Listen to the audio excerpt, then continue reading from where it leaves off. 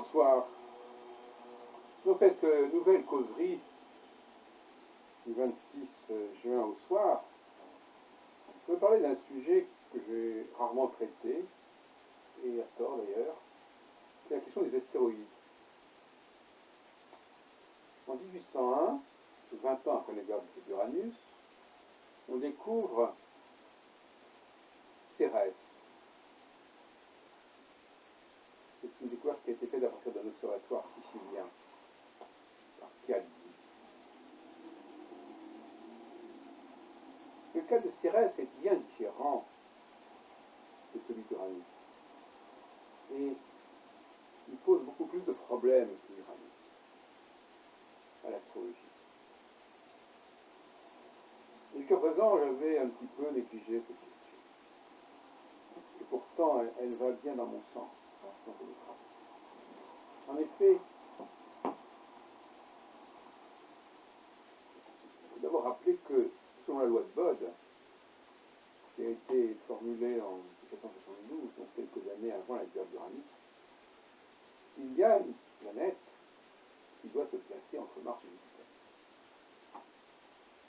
Si on tient compte de la structure du système solaire.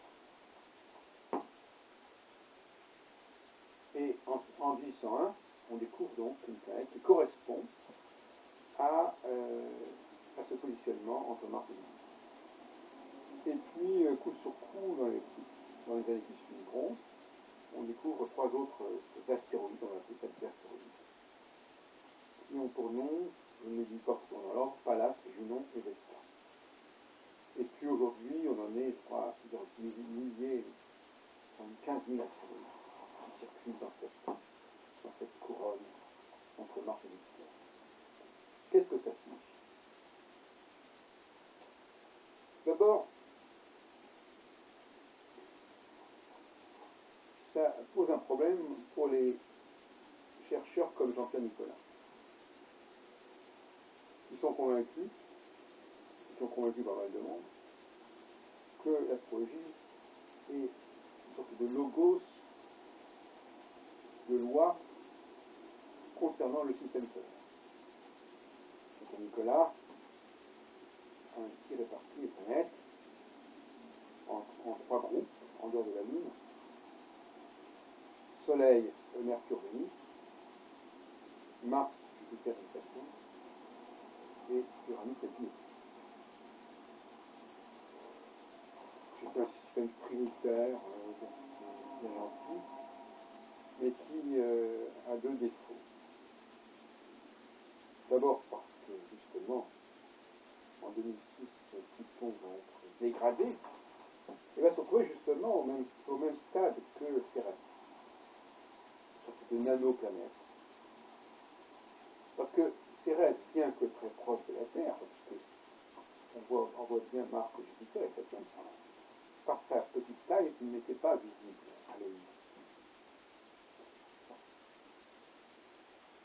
Donc, il n'y a pas de raison qu'on ait pu s'en servir. Et là, je suis d'accord.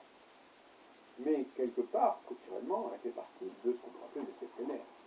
Ou plus exactement, elle constitue un facteur supplémentaire visible, qui constitue un huitième facteur, si on veut, en dehors de la Lune.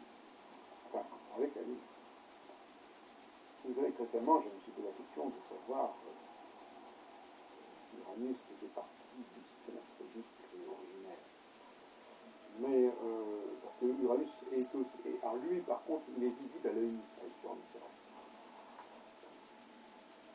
Donc, quelque part, il y a un problème avec les astéroïdes. D'ailleurs, mes romans leur ont accordé une certaine importance dans les années 30, autant que je m'en souvienne.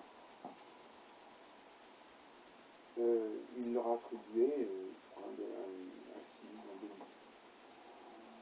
Peut-être que je ne sais plus. Mais moi, ce qui me frappe, c'est que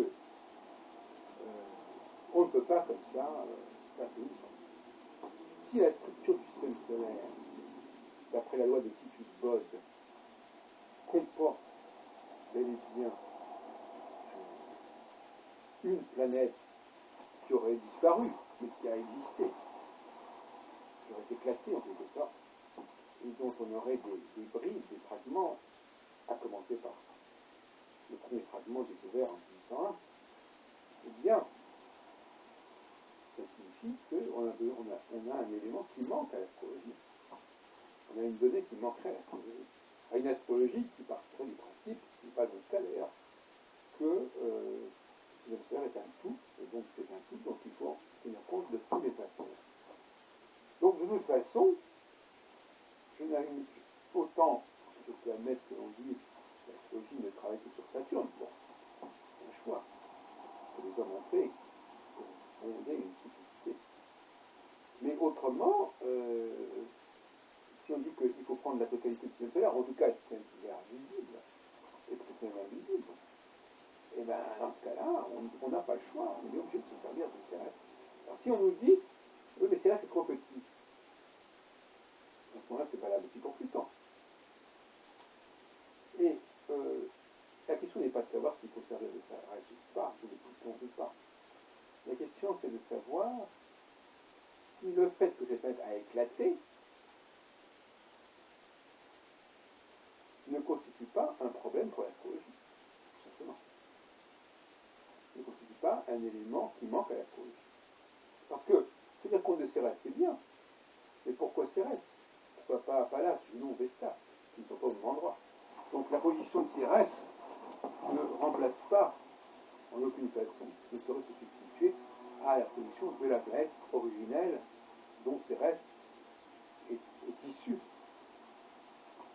Donc là, il y a un véritable casse-tête pour l'astrologie, pour une astrologie de type Nicolas. Je me souviens plus très bien ce que Nicolas, dans Nombre extrême à propos de Cérès. Je suppose, je n'ai pas de souvenir, c'est pas en 77, je suppose qu'il disait, oui, bon, ben voilà, le Cérès n'agit pas parce que, je sais pas, il a dû trouver une raison comme ça, une explication. Mais je ne pense pas qu'il y ait de bonnes explications pour quelqu'un comme Nicolas qui considère le système solaire comme une totalité. Son système hérédité, il est bancal. Parce que, alors soit il enlève le soleil, je ne sais pas comment il fait, enfin, il se trouve qu'on a Mars, cette planète, qu'on peut appeler Cérès, macro-Cérès, peu importe, Jupiter et Saturne. Ou alors on a Mars, Cérès, Jupiter, et puis un troisième groupe qui serait Saturne, Uranus, Neptune, et on abandonnerait Uranus, on abandonnerait Pluton. Il ne faut pas si bête que ça. Parce que au niveau du système solaire visible, tel il aurait pu exister en tout cas, on voit jusqu'à Saturne. Alors malheureusement Saturne est visible. Donc s'il est visible, après Uranus n'est pas visible, donc ça ne fait pas un groupe homogène non plus. Donc on ne s'en sort pas tellement. Donc moi personnellement, moi ça m'est égal, au contraire, je suis ravi de cette situation. Je suis ravi parce que ça montre bien qu'il est suicidaire de vouloir à tout prix considérer que l'astrologie a pour obligation et a pour objet de rendre compte des effets du système solaire et des significations du système solaire, les unes par rapport aux autres.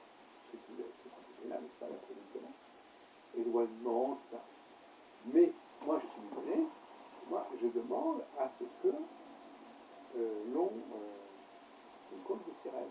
Ou alors qu'on reconnaisse qu'il y a un manque. Parce qu'il n'y a pas d'autre solution. Il y a un manque. Il y a une planète qui manque quelque part et qui apparaît dans la loi de Bode, au niveau des distances respectives des planètes. Elle s'inscrit entre Mars et Jupiter et entre Vénus et Saturne. Enfin, peu importe, elle s'inscrit dans une continuité. Donc, bon, voilà une pierre dans le jardin des astrologues trop addictés à donner à l'astronomie. Hein. Et puis, à une époque, les années 1860-70, on croyait avoir découvert une planète entre Mercure et le Soleil. Je ne sais pas si elle est partie de la loi de Bode ou pas, une intramercurielle. Il y a eu l'objet l'escargot Et puis après, je ne sais pas si c'est la même planète, enfin, c'est Vulcain. Et puis après, ça a disparu, mais la Vulcain est resté dans les annales de l'astrologie, et notamment dans les cahiers astrologiques, jusqu'au lendemain de la guerre, en tout cas, oui, dans les premiers numéros des cahiers astrologiques, qui sont parus avant la guerre. Et probablement, il y a une sorte d'enquête que Nicolas avait lancée autour de Vulcain. Je me demande si ça ne s'est pas prolongé après l'introduction, lors de la reprise des cahiers astrologiques, après la guerre. Donc, les relations entre astronomie et astrologie ne sont pas si simples, ne sont pas si faciles. Et je crois bien qu'effectivement, il est finalement plus sage d'avoir la coupe que la mienne, c'est-à-dire, voilà, bon, le système solaire, c'est pas notre problème. Les anciens ont pris Saturne, ça aurait été pratique, il faisait 28 ans, la Lune faisait 28 jours, on avait trouvé une formule intéressante, c'est comme on avait trouvé une formule avec les 4 étoiles fixes royales, et voilà. Bon. Et puis je voudrais en venir à un autre sujet, qui est toujours en rapport avec l'astronomie, qui est la question de la pression du équinoxe. J'ai lu récemment un ouvrage qu'on m'avait conseillé, qui est la 12e planète par Zakaria Sitchin. Alors, je ne vais pas épiloguer sur la 12e planète, parce que ça m'intéresse énormément. Enfin, il dit qu'il y a une 12e planète, je ne sais pas comment il faut enfin, qui rejoue un rôle important dans l'histoire de l'humanité. Enfin, ça, c'est pas mon souci. Il dit aussi qu'on connaissait probablement les planètes transsaturniennes dans l'Antiquité, donc peut-être.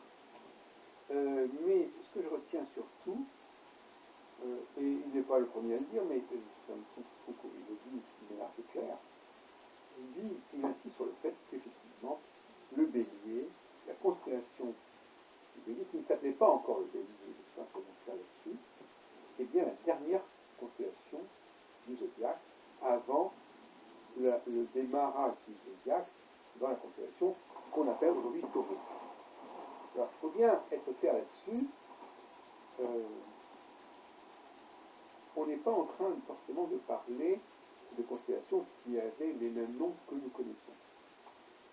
Mais ces constellations étaient déjà bien circonscrites et effectivement, il est clair que dans les textes sumériens, dans les tablettes, etc., comme le rappelle Sitchin, il est clair, cet ouvrage d'ailleurs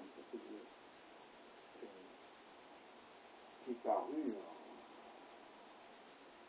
en 1988, en français, ça a été traduit, il est clair que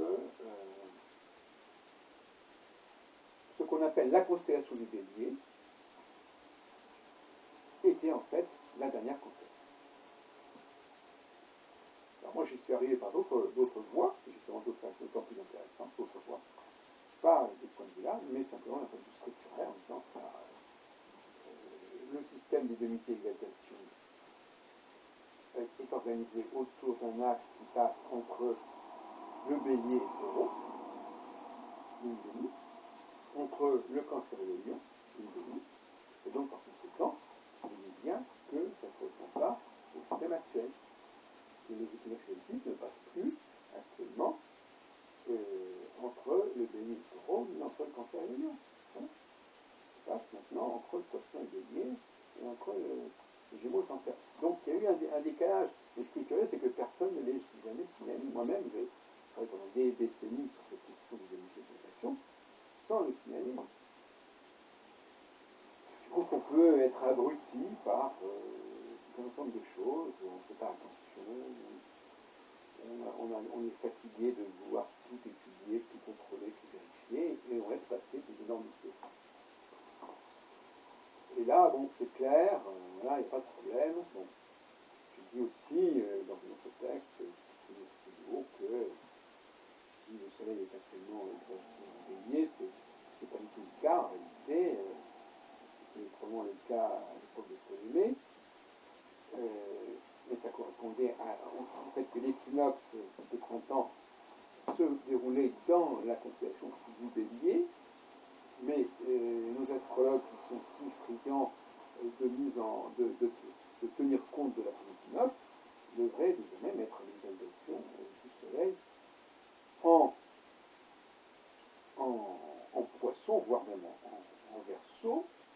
alors, ce qui me paraît beaucoup plus raisonnable, qu'ils le remettent en terreau et qu'ils le laissent aller dans des... Ce qui me paraît beaucoup plus sage que cette espèce de fuite en avant, l'ajustement tous les 2 ans. Bon. Il y a des choses qui seraient sages de faire en astrologie. Il serait sage de tenir compte de ces questions, ou plus exactement de ne pas en tenir compte, et de dire voilà, bon, la constellation telle et telle est à tel endroit, il y a telle étoile, lorsqu'une planète passe en conjonction avec cette étoile, il se passe ceci, cela, et puis oublions le référentiel des saisons, complètement, oublions